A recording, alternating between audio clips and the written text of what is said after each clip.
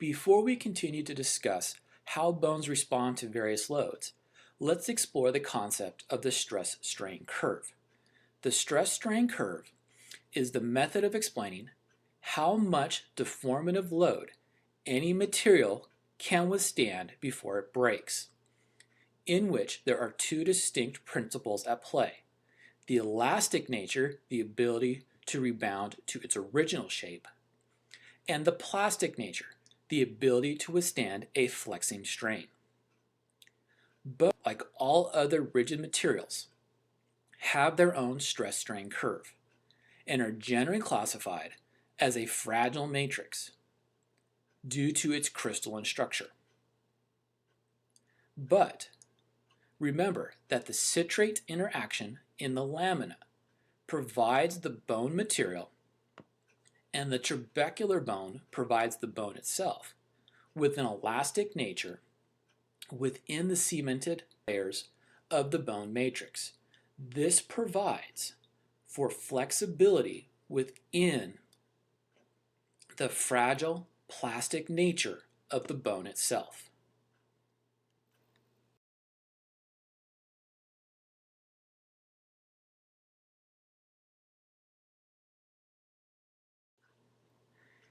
In the stress-strain curve, we are able to examine the relationship between the load to a region of the bone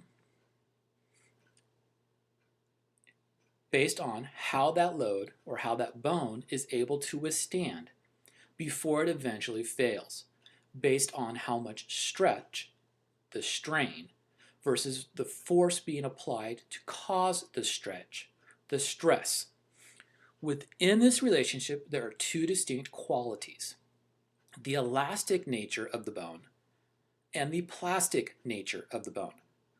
The elastic nature of the bone is the ability for the bone to flex, to stretch, based on the force being applied, whereas the plastic nature of the bone is the rigidity of the bone to keep it from stretching due to the force being placed upon it.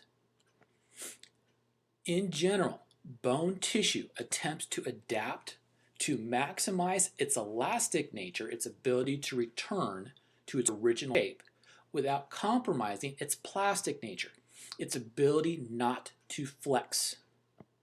This is based on the relationship of the citrate molecules within the hydration zone of the lamina, as well as the trabecular bone within the bone itself.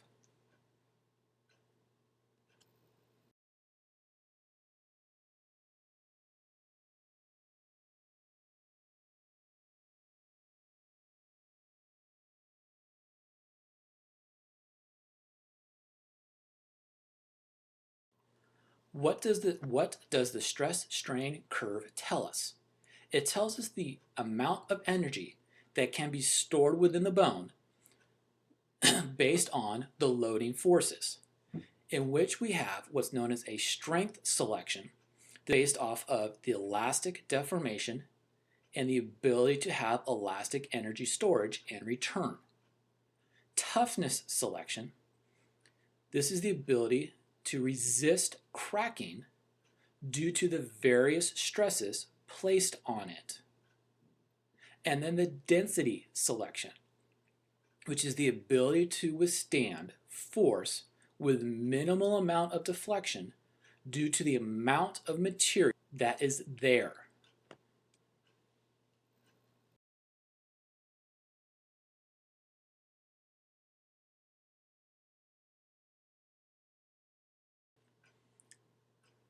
From this, we get two distinct outcome measures. The two distinct outcome measures are the ultimate tensile strength. This is the load force that will exceed the elastic nature and enter the plastic nature, meaning that the bone has exceeded its yield point, but has not exceeded its failure point. Typically, the bone can withstand upwards of 2 to 4 times normal body mass. This amount of force is necessary to keep the bone healthy. Most often, it can be obtained through simply walking. The next type of outcome measure is what's known as the fracture energy. The fracture energy is the energy of deformation outside of the plastic nature, meaning that the bone has exceeded its failure. Typically, this is seen with a loading force that exceeds 8.6 to 19.4 times normal body mass. The amount of force is dependent upon the type of force and the angle at which the force is being applied.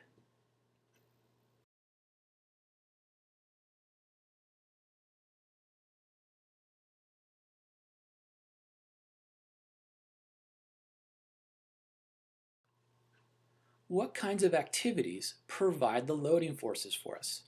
There are a variety of activities that will induce a variable amount of load to the bones.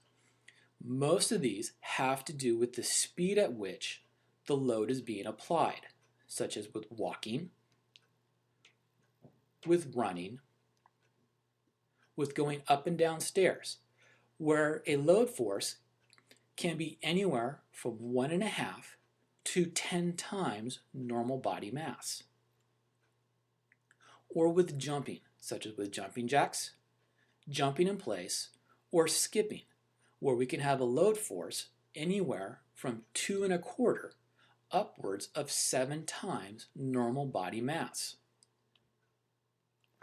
Or as what has now been readily recommended, resistance training, which will always have a load force greater than 1, depending upon how much external weight is used during training.